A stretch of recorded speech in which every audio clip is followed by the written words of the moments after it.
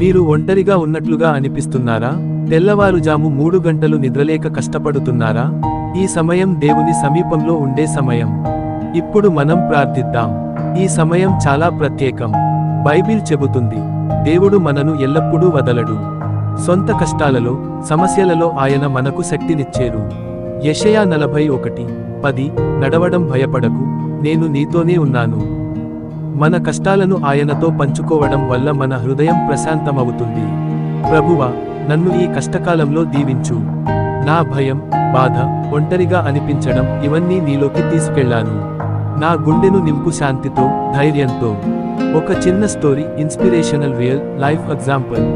ఒక వ్యక్తి జీవితంలో ఎంతో ఒంటరితనం, సమస్యలతో వాడు. తెల్లవారుజాము 3 గంటలులో ప్రార్థన ద్వారా ఆయన హృదయం మారిపోయింది. ఆయన జీవితంలో ఆశ వచ్చింది. దేవా, నా జీవితంలో నీ మార్గదర్శకత్వం, నీ ప్రేమను నాకు చూపించు. నా బాధలను నువ్వే మార్చు, నన్ను సరిగ్గా ముందుకు నడిపించు.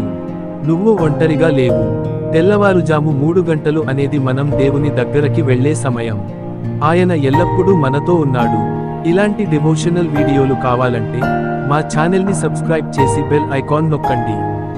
ప్రతిరోజు దేవునితో మరింత దగ్గర అవ్వండి.